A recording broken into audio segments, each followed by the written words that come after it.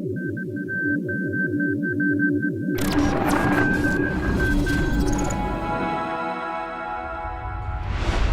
and welcome to another episode of the Cantina of Comics. Today we're going to show you how to make a drink that's named after the most well-known Jedi in the galaxy. And we're getting to the end of War of the Bounty Hunters.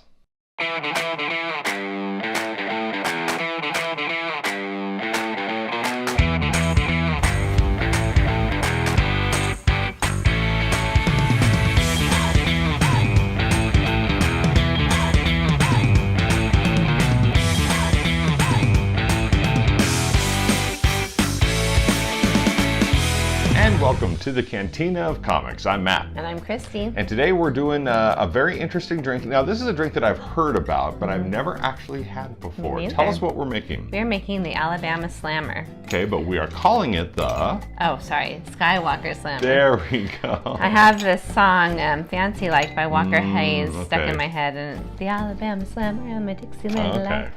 That's how we do, Yeah. Fancy Like. I don't think they have Applebee's on Tatooine. So. They might. Oh, good question. Do they have anywhere on Tatooine that you can go for appetizers half price after 9? I don't know. We'll have to find out. To take a look at. Okay, so what do we need to make a Skywalker Slammer? Well, first, I wanted to tell you, this drink calls for gin. Okay. Which I've never had before. Okay. And I was a little worried about whether we would like it or not. So just in case, I'm sure you all know there's a section in the liquor store called Smallies. Smallies? Yes. Okay. So also, I was not too sure about the Southern Comfort.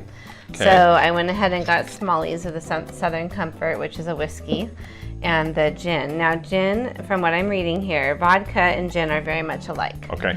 So vodka is a neutral spirit, essentially containing water and alcohol that is tasteless. Okay. While gin offers distinguishing herbal notes that come from 8 different herbs used to realize its predominantly juniper-led flavor as a central part. So it tastes like a tree? Yeah, so like when we were chopping down our juniper trees last week. This is what this is going to We smelled like we reeked of gin. No, yeah, I was just kind of curious about it, and I didn't buy a big bottle just because I wasn't sure if we would like it or not, or how often we would be using it. Whoops. So we're going to take 1 ounce. I think we should double this recipe. So we're going to do... By the way, please notice the Darth Tater shot glass from Mr. Scott Crowther. Yes, thank you, Scott, for this. Shout out to Scott. And if you're ever in Idaho, there's, especially like in the bigger cities, there are gift shops that you'll be able to find the Darth Tater product line, including like plushies and t-shirts. Yeah, and it's actually started in Boise. Oh, really? This whole Darth Tater thing. And at first there's kind of like, ooh, you're infringing on you know, intellectual property, but they let them have this. Star Wars was like, yep, that's cool. Yeah. Okay. All right, so we're going to do 1 ounce, 2 ounces each. Okay. Southern Comfort, gin, and Amaretto. Okay. You're doing the pouring today, huh? Apparently I am. This is new. So let's see. Because it's 1 ounce to make 1 drink, right? Yes. Okay. So there's your Southern Comfort. And here comes the gin. Whoa! Ooh, that is a generous pour. Okay. All right. 2nd ounce of gin. There we go. It's hard to see because it's clear. And finally, Amaretto. Amaretto. So, okay, there's 1. And then after these are poured in, we have 1 more ingredient, We do. So the recipe calls for orange juice, but it says that you should use fresh squeezed orange juice. So, let me have that back, please. I have fresh squeezed some orange juice, which Matt threatened to drink earlier. So we're going to do 4 ounces of this. Okay. And by the way, this is 6 oranges. Oh, wow. Okay. So it doesn't take it takes a whole lot of orange to make the juice. So, okay. All right. So now that we have it all poured into a cocktail shaker, we do the shaky part. What was that Walker Hayes song you were singing? Alabama Slammer, my Dixieland delight. Hey, that's how we do, fancy like. Dinner and a show, folks. Okay, let's see. And then I learned a really cool way to do an orange wedge. Okay. To decorate the drink with. you. And I think from now on I can use it for the lime wedges as well. Top me off. Thank you. You might as well use it all, right? That's my theory. Yep. Okay, so if you take your orange wedge and you split. Oh, kind of like along the wedge, in between the wedge and the pulp. And then I also took and did the same with the cherries. So oh, that way we won't now lose we're it. fancy like Applebee's. The drink. Oh, look at that. Yeah. Very cool. So it's pretty and it won't sink to the bottom. Yeah. All right, so there it is, a Skywalker Slammer. What do you smell? I smell oranges and I think I smell the gin. I smell the amaretto. And the amaretto? I think. Okay. And the cherry. All right, well, there we go. Bottoms up. So tacky. Ready? Okay. There we go. That's a little bit better. Okay, Skywalker Slammer.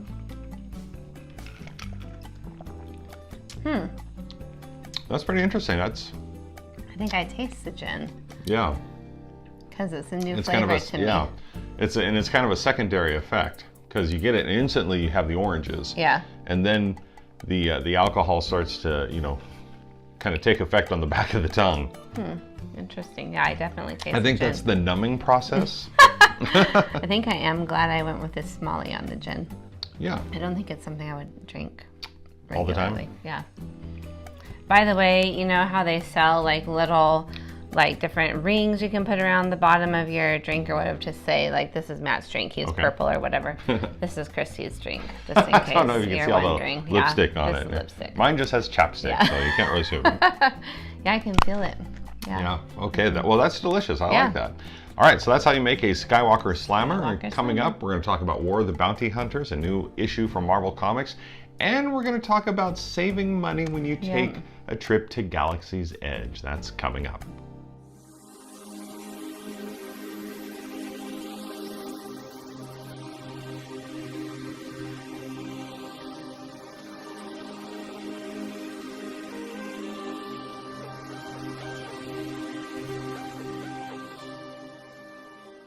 Welcome back to the Cantina of Comics. Today we're talking about one issue. This is Bounty Hunters issue number 16. This is War of the Bounty Hunters Shadow Soldiers. This issue is written by Ethan Sachs with art by Palio Villanelli and colors by Arif Peranto. It's a race against time as Valance and Dengar are trying to save Han Solo from Jabba the Hutt while at the same time trying to get the bounty on Boba Fett. Meanwhile, Tahanga, Lasha, and Tasu Leech are with Zuckuss trying to find Valance. They think Zuckuss is using grand magic to find them, when in reality the bounty hunters planted trackers on all his competitors' ships, including Dengar's. Valance and Dengar land on the ice planet Jakara, where fellow bounty hunter Bosk has been tied up and left behind by Boba Fett. They then have a quick confrontation with Fett that sees Valance team up with Fett, and that leaves Dengar stranded on a block of ice floating on the planet. Tonga and crew find Bosk as he unwillingly becomes a part of that crew. And finally, Dengar is left on that floating block of ice when the giant creature rises up out of the water. And then he's saved by the recently introduced Death Stick.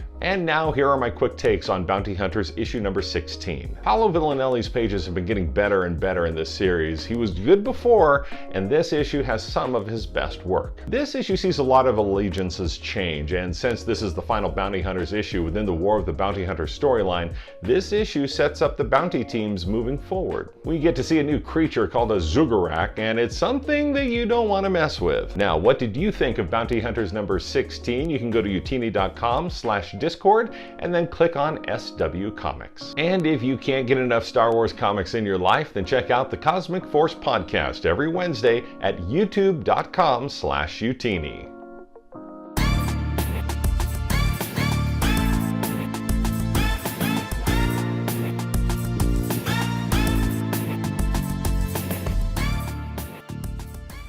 And welcome back to the Cantina Comics. Now, we're in a countdown phase. We are from the time you're seeing this, from the time this video comes out, we are 1 month away from taking a trip to Disney World, Florida. I can't believe it's all, I mean, this has been in the planning stages for a couple of years now. Couple years. 2020 kind of put a ringer in it. Yeah. To go see Galaxy's Edge and all the things that Walt Disney World has to offer. And so we thought we'd, in your studies, in your investigations, Kristi is a very, Excuse me for just a moment. okay.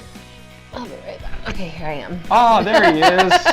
He's back. He's back for So this. so the reason why we have Maximus Decimus Meridius here joining us on the show is because so where we film this is downstairs, and we have a child, I guess you say a child-proof baby gate to keep the dogs from coming downstairs, and it's not dog-proof. No. It's He child-proof. pushes it away somehow and gets his way down here by his mommy. And he's tiny too, so he can just kind of fit through even the narrowest of gap. And he's such a mama's boy. So okay. So back to Disney. So as long as he's being held, he's okay. So anyway, we're planning this trip and have been planning it for a while. And you've come across some ways to kind of maximize your dollar if you're headed to Disneyland, Disney World, like to go see Galaxy's Edge. So tell me and tell us a couple things that you found on how to save money and make that dollar stretch. So we are staying off-site, but we're not far off-site. So we're about 3 miles from the actual entrance of Disney. Turns out we're like 1.5 miles from the parking lot, but there's a lot of parking lots. So we've been to Disney World before, and there's a ton of parking lot, and so like you said, you may be half mile away or 1.5 miles away from the hotel, but it's another mile away from the front gate. Right, and so we're ending up renting a car, which is going to cost us a little extra, but in the long run, it's going to save us a lot of money from staying on the property. So I was able to find a Marriott Town Place Suites, which has 2 rooms and the living room, dining room, kitchenette. Okay. We have 5 people going with us, and so $190 a night for 5 people. So I feel like that is a really great savings, probably from about $450 a night staying on the park, on the property. And that's one of the things that when you go to the parks, you're going to have to kind of weigh the pros and cons. Yes, if you stay on site, you get in an hour earlier, but you could be saving a lot of money too. Right. And this hotel actually has a continental breakfast, which with our son-in-law will actually save a ton of money. Our son and son-in-law who are ravenous eaters. We're hoping that they'll stock up early and not want to eat at the park. So that provides you a free, one free meal. Yeah. Now, eating inside the park can get a little expensive. Yeah, so I was just reading today that they raised the prices, and a lunch is about $60 for an adult and $40 for a child. Wow. And that lunch sizes are more like snack sizes than they are like an actual meal. So we're going to actually, when we get into Orlando late that night, we're going to run to Walmart and grab some stuff for peanut butter and jelly sandwiches, and we'll rent ourselves a locker. We'll have granola bars and different things like that in there that we can keep visiting the locker and have little snacks along the way. Now, we're not saying don't eat at the park, but just maybe limit yourself to maybe 1 meal while you're there, because it can really cost a lot. Right, and I think it'll be kind of $35 fun. Turkey leg, that's just a lot of money for a turkey leg. I think it'll be fun to research some of the different restaurants around and just see if there's something like Diners, Drive-Ins, and Dives has done a show at that might be fun to eat at. Nice. So we've done that in the past with some of our trips. Yep. So. Take a water bottle with you. Yeah, a water bottle for sure. So, and I think, like for myself, I love cupcakes. So I have found that they have a Sprinkles cupcake shop there. Ooh. And so I will definitely be spending the $8 or whatever it is to have a cupcake for the one cupcake at Disney World. And that's the kind of nice things too, is plan a budget. Don't go in just willy-nilly, because you do want to stretch your dollar. And believe me, between all the souvenirs and lightsabers, you'll have more money for that if you, you're being so good, buddy.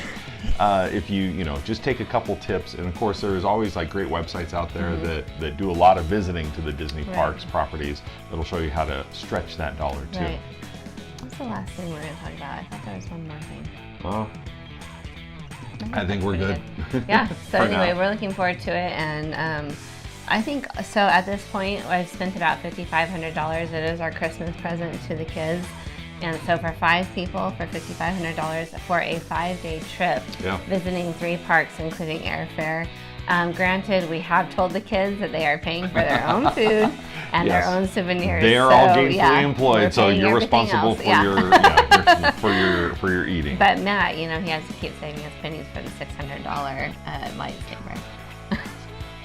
Just 3 of them. You'll want the $600 one with together. Oh man, I don't know. Anyway, so that's part of our planning. We'll have one more episode of the Cantina of Comics. We'll let you in on some other tips and tricks and savings as we get closer to the big day. And then of course, you know, when we come back, it's just going to be all vacation photos. Yeah, we'll probably come back with Mickey Mouse ears, like Star Wars, like a Millennium Falcon in the middle of mouse ears.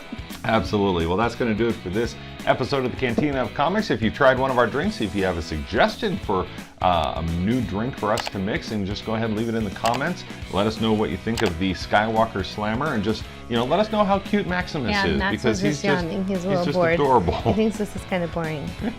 We'll just put him on Mommy's shoulder and go sleepy. Oh, not over the microphone? I know, he's covering the microphone. Okay. Leave us a comment down below, and then you can also like this video, you can subscribe to Utini, and then click the bell for notifications on any time Utini posts a new video. So on behalf of Kristi, I'm Matt. Sorry, keep on drinking and keep on reading. Thud. What do you think about that thud, Max? So when you want to clink the bottom. There! That's a little bit better. Yeah. Not by much, a little bit better.